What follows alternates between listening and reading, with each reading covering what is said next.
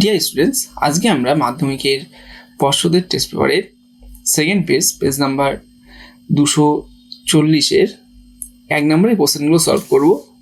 তো আমাদের প্রথম কোশ্চেনটা বলছে যে কোন গ্যাসটি ওজোন স্তরে ওজোন গ্যাসের ক্ষয়ে সহায়তা করে। তো এটা হবে আমাদের সিএফসি। তারপরে বলছে যে বয়েলের সূত্রে পিভি ভার্সেস পি লেখচিত্রটি কেমন হবে। তো এটা আমাদের পি অক্ষের সাথে সমান্তরাল হয়, তার মানে অপশান বিটা অ্যান্সার হবে। তারপর বলছে আণবিক ভর ক্যাপিটাল এম এবং বাষ্প ঘনত্ব ক্যাপিটাল ডি হলে এর মধ্যে সম্পর্কটি হলো। তো এটা আমরা জানি যে এম ইকুয়াল টু 2D হয়, তার মানে অপশান ডিটা আমাদের অ্যান্সার হচ্ছে। তারপরে কোশ্চেনটা বলছে যে নিচের পদার্থগুলির মধ্যে কোনটি উষ্ণতা বাড়লে কার্যত প্রসারণ হয় না।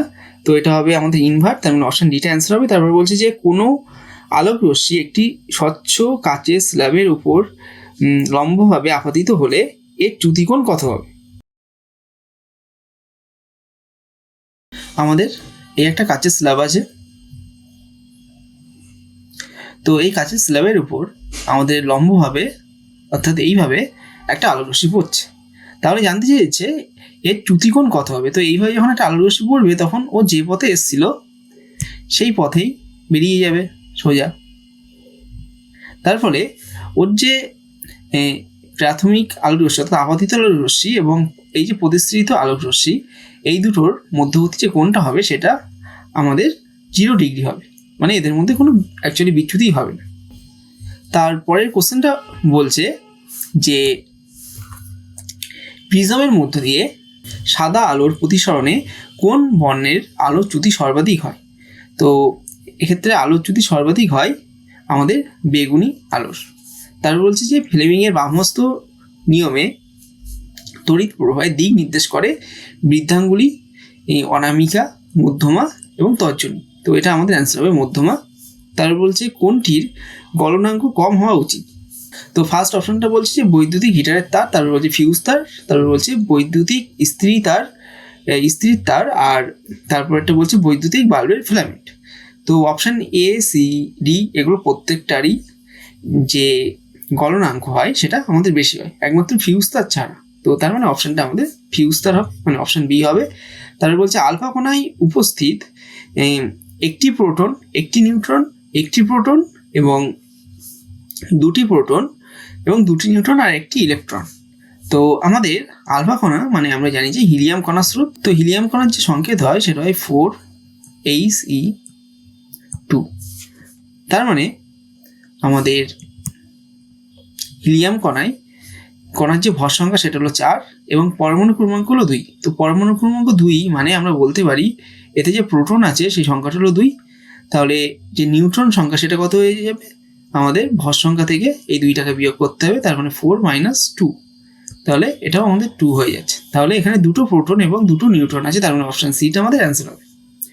তারপরে কোশ্চেনটা বলছে দীর্ঘ পর্যায় সারণীর তৃতীয় পর্যায়ে কতগুলি মৌলিক পদার্থ আছে।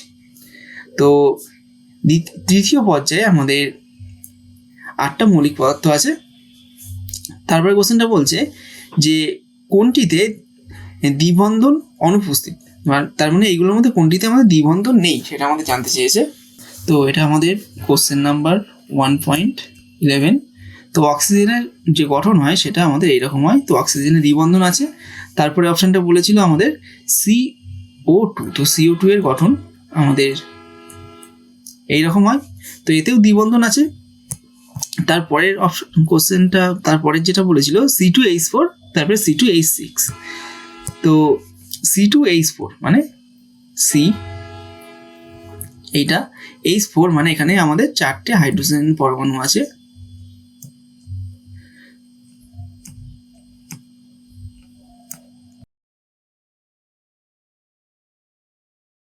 তাহলে এটাতেও আমাদের দ্বিবন্ধন উপস্থিত আছে, তাহলে এগুলোর মধ্যে একটা হবে না। তারপরে লাস্ট বলেছে C2H6, তার মানে এর গঠন সংকেত হবে সি, সিঙ্গেল বন্ড সি। এখানে প্রত্যেকটা কার্বনে 3টে করে হাইড্রোজেন থাকবে। তাহলে এর গঠনটা আমাদের এইরকম হচ্ছে।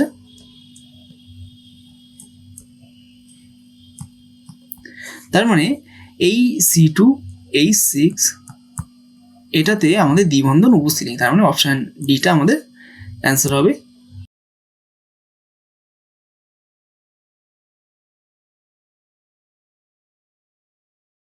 তো আমাদের এখানে এই 1.11 অপশান ডিটা অ্যান্সার হচ্ছে। তারপরে কোশ্চেনটা বলছে যে অসওয়াল পদ্ধতিতে কোন অ্যাসিড প্রস্তুত করা হয়? তো অসওয়াল পদ্ধতিতে HNO3 এটা প্রস্তুত করা হয়ে থাকে। তারপর বলছে পিতলের প্রধান উপাদান কোনটি? তো পিতলের প্রধান উপাদান হলো কপার, Cu। তারপর বলছে ইথারের কার্যকরী মূলক হলো, তো ইথারের কার্যকরী মূলক হলো ও, মানে অক্সিজেন তার দু সাইডে দুটো বন্ড থাকে, তার মানে অপশান সিটা অ্যান্সার হবে।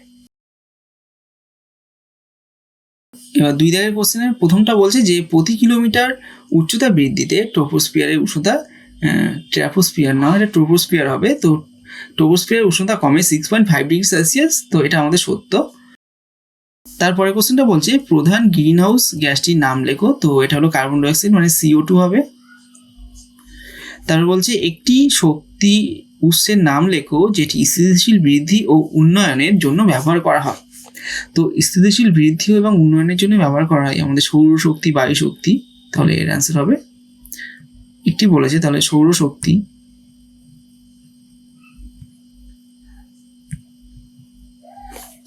তারপর বলছে 30 ডিগ্রি সেলসিয়াস এবং 300 কেলভিনের মধ্যে কোন উষ্ণতার মান বেশি?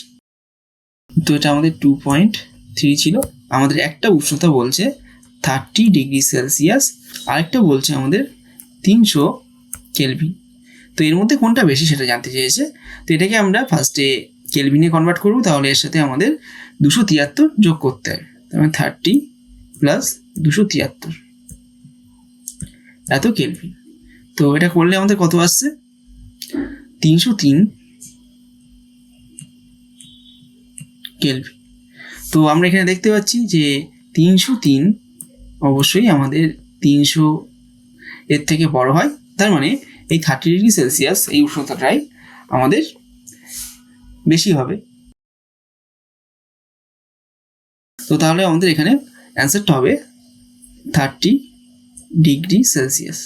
তারপরে কোশ্চেনটা বলছি স্থির চাপে কত ডিগ্রি সেলসিয়াস উষ্ণতায় চার্লসের সূত্র অনুসারে কোনো আদর্শ গ্যাসের আয়তন শূন্য হয়?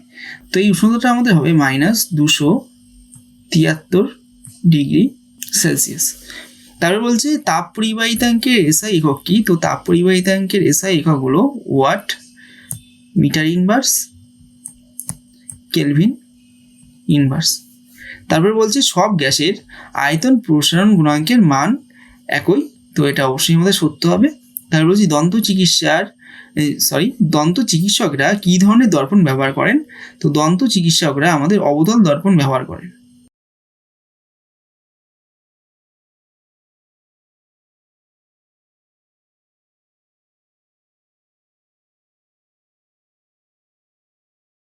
তো আমাদের পরের কোশ্চেনটা বলছে যে বায়ুর সাপেক্ষে কাচের প্রতিসরাঙ্ক 1.5 হলে কাচের সাপেক্ষে বায়ুর প্রতিসরাঙ্ক কত হবে? তো 2.7 আমাদের বলা আছে বায়ুর সাপেক্ষে কাচের প্রতিসরাঙ্ক অর্থাৎ A মিউ জি, এটা বলা আছে 1.5। এখন আমাদের কোশ্চেনে জানতে চেয়েছে যে কাচের সাপেক্ষে বায়ুর প্রতিসরাঙ্ক অর্থাৎ জি মিউ এ এইটা কত হবে?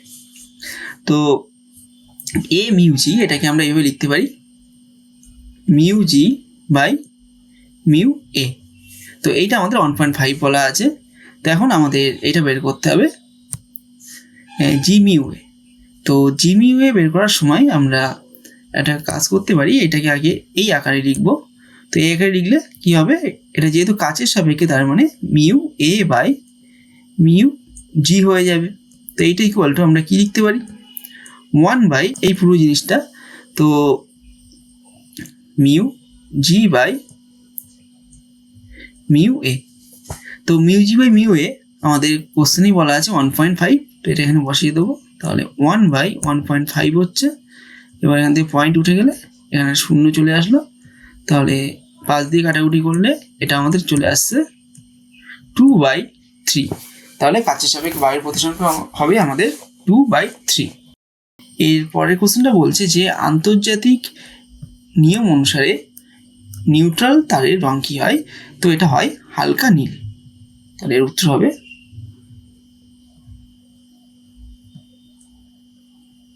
হালকা নীল।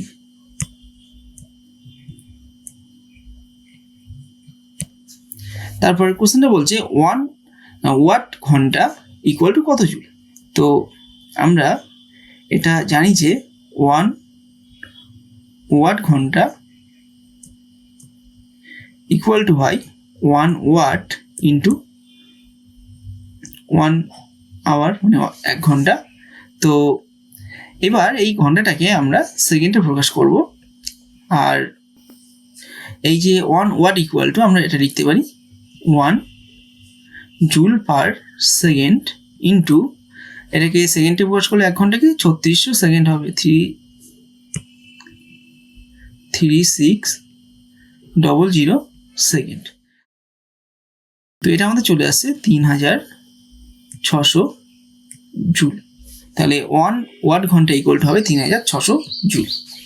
এর পরের কোশ্চেনটা বলছি যে সূর্য ও অন্যান্য নক্ষত্রগুলির শক্তির উৎস কি। তো এটা হবে নিউক্লিয় সংযোজন বিক্রিয়াটা আমাদের এই সূর্য এবং অন্যান্য নক্ষত্রগুলির শক্তির উৎস। তার মানে এর অ্যান্সার হবে নিউক্লিয় সংযোজন।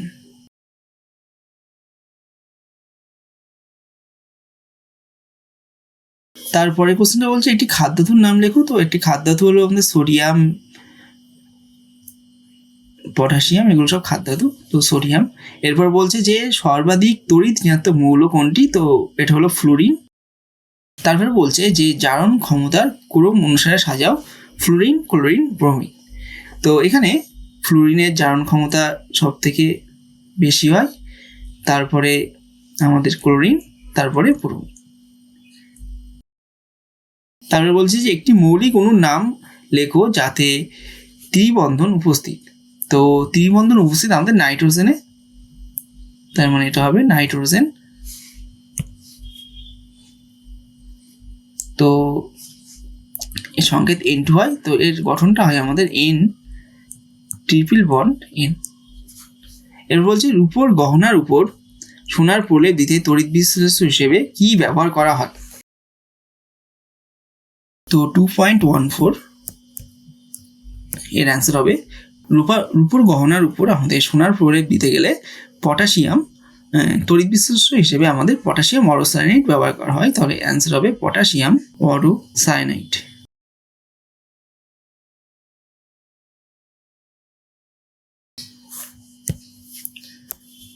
তার পরের কোশ্চেনটা বলছে যে তড়িৎ বিশ্লেষণের সময় ক্যাথোডে কি ঘটে, জারণ না বিজারণ। তো ক্যাথোডে আমাদের বিজারণ ঘটে। তারপরে কোশ্চেনটা বলছে অথবা জলের তড়িৎ বিশ্লেষণে ক্যাথোডে ও অ্যানোডে কোন গ্যাস উৎপন্ন হয়। তো জলের তড়িৎ বিশ্লেষণে আমাদের ক্যাথোডে উৎপন্ন হয় হাইড্রোজেন গ্যাস, আর অ্যানোডে উৎপন্ন হয় অক্সিজেন গ্যাস।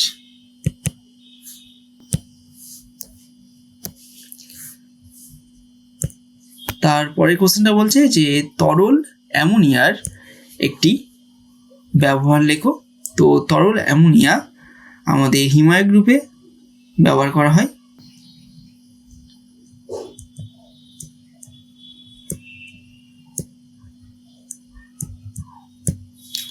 তারপরে কোশ্চেনটা বলছে যে সিলভার নাইট্রেট দ্রবণে H2S গ্যাস চালনা করলে যে অদক্ষেপ পড়ে তার সংকেত লেখো। তো এটা হবে Ag2S।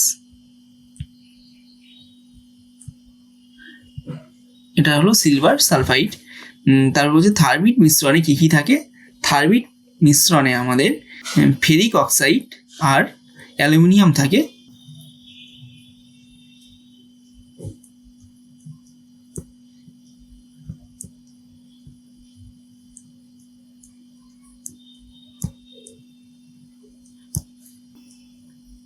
এর সংকেত হলো আমাদের Fe2O3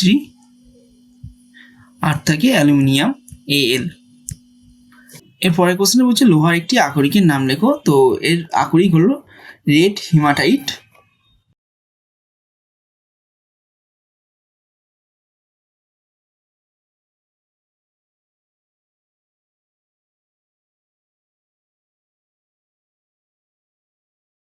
তারপর বলছে পলিথিনের মনোমারের নাম লেখো। তো পলিথিন এর মনোমার হলো ইথিলিন।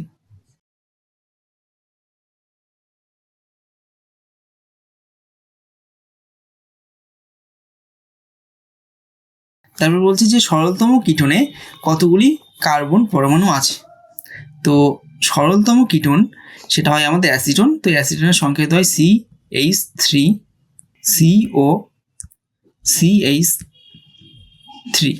তো এখানে আমরা দেখতে পাচ্ছি 3টে কার্বন পরমাণু আছে, তাহলে এর অ্যান্সার হয়ে যাবে 3টে। তারপরে কোশ্চেনটা বলছে সমগণীয় শ্রেণীতে পরপর দুটি যৌগের মধ্যে আণবিক সংকেতের পার্থক্য কত হয়।